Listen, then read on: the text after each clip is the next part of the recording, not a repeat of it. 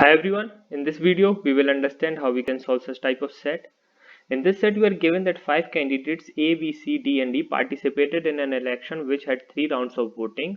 Votes received by each candidate in a round had to be less than the maximum vote for that round. A candidate with the least vote in a round was eliminated in that round. After round 3 the sum of all votes received till then for each non-eliminated candidate was calculated and the one with the maximum sum was declared as the mayor. Partial information about vote received is known. Maximum vote in round 1, 2 and 3 are 30, 20 and 20 respectively. C received 13 in round 1, E received 23 in round 1 and 11 in round 3, D received 17 in round 3. तो हम अपना table बना लेते हैं जो भी हमारे पास direct information given है. Okay. In each of the round 1 and 2 and 3, one candidate got eliminated. All the votes obtained were prime numbers.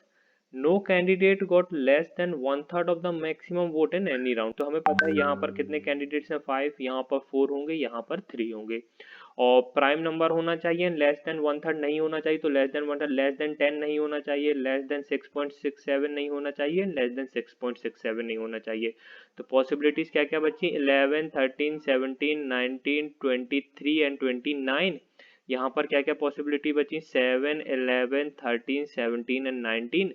Same हमारे यहाँ पर भी हमारे यही पॉसिबिलिटीज बची. क्या गिवन है? Votes in each column as well as each row of the table were distinct. तो ये हमें गिवन है.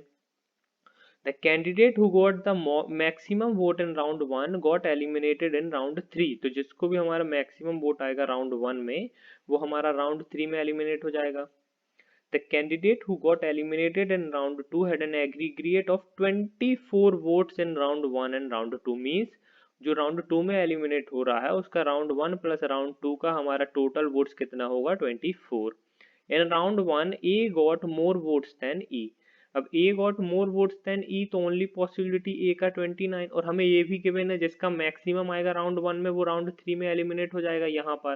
तो देखिए यहाँ पर 11 एंड 17 वोट्स ऑलरेडी रिसीव हो चुकी हैं तो ओनली पॉसिबिलिटी है इनसे कम में एलिमिनेट होने की 7 वोट्स. तो यहाँ पर 7 वोट्स आ जाएंगे. ओके. और हमें पता है यहाँ पर हमारे पास 3 कैंडिडेट्स आएंगे और जो हमारा फाइनल मेयर के लिए कैलकुलेशन होगा वो हमारे इन दोनों कैंडिडेट्स का होगा. ओके. क्योंकि अब यहाँ से ये एलिमिनेट हो गया है हमारा थर्ड राउंड में तो ये दोनों पॉसिबिलिटी बची हमारे पास. और क्या है हमारे पास? ये गिवन है. ठीक है. अब देखिए हमें पता है जो हमारे राउंड 1 प्लस राउंड 2 का टोटल होगा जो भी हमारा कैंडिडेट सेकेंड राउंड में एलिमिनेट होगा उसका 24 होगा. तो एक पॉसिबिलिटी देखिए डी तो हमारा राउंड 3 तक जा रहा है तो डी तो वो पर्सन नहीं हो सकता जो राउंड 2 में एलिमिनेट हो जाए. ना ही वो ई हो सकता है ना ही ए हो सकता है. तो ओनली पॉसिबिलिटी बची बी एंड सी की. तो हम अपने दो केसेस बना लेते हैं यहाँ पे. ओके. ये हमें पता है 29 है, ये हमारा 7 है. अब फर्स्ट केस में जब हम सी को एलिमिनेट करते हैं सेकेंड राउंड में. ओके. तो सी को जब हम एलिमिनेट करते हैं 24 लाना है तो ऑब्वियस है यहाँ पर हमें 11 वोट्स देना होगा. तो यहाँ पर हमारा 11 आ जाएगा. अब सी सेकेंड राउंड में एलिमिनेट हुआ है और डी थर्ड राउंड तक जा रहा है तो फर्स्ट राउंड में एलिमिनेट कौन होगा? बी. तो बी कितनी वोट्स रिसीव करेगा? 11.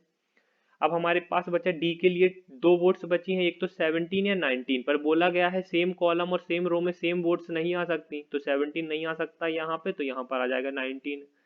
ओके. अब इस केस में हम यहाँ पे अब सी को फर्स्ट राउंड में एलिमिनेट करते हैं. ओके. यहाँ पे जैसे हमने बी को फर्स्ट राउंड में एलिमिनेट किया है यहाँ पर हम सी को फर्स्ट राउंड में एलिमिनेट करते हैं और बी को सेकेंड राउंड में एलिमिनेट करते हैं. अब बी कितनी वोट्स रिसीव कर सकता है? यहाँ पे मोर देन 13 तो होना चाहिए तो 17 और 19. अब 19 प्लस 5 24 होगा एंड 17 प्लस 7 24 होगा और 5 वोट्स हम रिसीव नहीं कर सकते ये हमें डायरेक्टली गिवन है. तो ओनली पॉसिबिलिटी बची 17 एंड 7. ये हो गया. अब यहाँ पर आ सकता है 11 या फिर 19 पर 11 आएगा तो ये हमारा 11 होगा तो एलिमिनेट हो जाएगा तो ये 11 नहीं आ सकता यहाँ पे तो यहाँ पर 19 आएगा. अब देखिए ये हो गया हमारे पास. ठीक है. अब यहाँ पर क्या क्या पॉसिबिलिटीज बची है? मोर देन 11 तो होना चाहिए. यहाँ पे मोर देन 11 होना चाहिए तो हमारे पास पॉसिबिलिटीज क्या क्या बची सेकेंड राउंड में? 13, 17 एंड 19. अब यहाँ पर 19 भी है 17 भी है तो यहाँ पर 13 हो जाएगा. ओके. अब 17 एंड 19 यहाँ पर आ जाएगा. सेम 17 एंड 19 यहाँ पर आ जाएगा.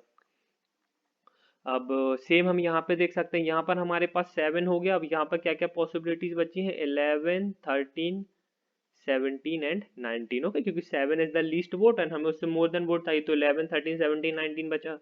तो 11 और 13 यहाँ पर आ जाएगा, 13 17 एंड 19 यहाँ पर आ जाएगा, और यहाँ पर भी 13 17 19 और 11 सभी आ जाएगा यहाँ पर। ओके, तो ये रहा हमारे पास जो भी हमारे पास गिवन था। ओके, एक बार और रीचेक कर लेते हैं। फर्स्ट राउंड में सी एलिमिनेट हो रहा है 13 वोट के साथ, जो कि सबसे लेस वोट है। ओके, लीस्ट वोट है। सेकेंड राउंड में बी एलिमिनेट हो रहा है, टोटल हो रहा है 24, जो कि सबसे लीस्ट वोट है। यहाँ पर 11 सबसे लीस्ट वोट है, और यहाँ पे 17 एंड 19 17 एंड 19, यहाँ पर हमारा 13 और यहाँ पर हमारा 11 सबसे लीस्ट वोट है। ओके, अब आ जाते हैं अपने क्वेश्चंस पर। क्वेश्चन में क्या गिवन है, who got eliminated in round 1। Who got eliminated in round 1, तो देखिए राउंड 1 में यहाँ पर हमने बी को एलिमिनेट किया, यहाँ पर सी को एलिमिनेट किया, तो बी और सी दोनों पॉसिबल है, बी एंड सी दोनों पॉसिबल है, तो हमारा आंसर होगा C B D. Who received the highest votes in round 1। Who receive the highest votes in round 1, तो हाईएस्ट वोट्स इन राउंड 1 तो डायरेक्टली हमें गिवन था। Okay, highest votes in round 1 हमें डायरेक्टली गिवन है कि A receive the highest votes in round 1, तो हमारा answer हो जाएगा A. Number of votes received by D in round 2 was, number of votes received by D in round 2 was. अब देखिए round 2 में डी के पास दो पॉसिबिलिटी है, यहाँ पर 11 एंड 13, यहाँ पर 13। ओके, तो ये दो पॉसिबिलिटीज हैं, तो हमारा आंसर अगेन हो जाएगा 13 17 19 सीबीडी। और ऑल्दो हमारे पास यहाँ पे सिर्फ 13 गिवन है, पर स्टिल हमारा आंसर सीबीडी होगा। ओके, क्योंकि हम वहां पे डिटरमाइन नहीं कर सकते हैं। Who received the third highest votes in round 2। Round 2 में who received the third highest votes in round 2। Round 2 में थर्ड हाईएस्ट। ओके, तो राउंड 2 में थर्ड हाईएस्ट हमारे पास 4 है, तो देखिए ये तो एलिमिनेट हो गया। फर्स्ट हाईएस्ट आइदर ये आएगा हमारे यहाँ पे ई, और सेकंड हाईएस्ट भी हमारा आइदर ई और ए। थर्ड हाईएस्ट होगा हमारे पास यहाँ पे डी। ओके, और सेम हम यहाँ पर कर सकते हैं, 17 और 19 में से कुछ तो एक लाना होगा हमें, और 11 हमारा लीस्ट हो जाएगा। ओके, क्या इस तरह से हम कर सकते हैं कि अगर मैं बी को यहाँ पे 11 दे दूं, यहाँ पर 7 दे दूं, यहाँ पर 13 दे दूं।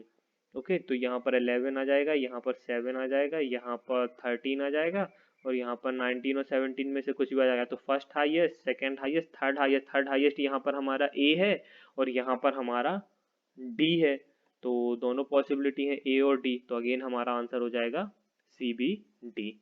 सो गाइज, यहाँ पर हमारा सेट कंप्लीट होता है। देख सकते हैं आप किस तरह से इस टाइप के सेट को हम सॉल्व कर सकते हैं। सिंपल कुछ नहीं करना है, आपको अपना केसेस बनाना है और इजीली आप इस टाइप के सेट को सॉल्व कर सकते हैं। Thank you guys and happy learning.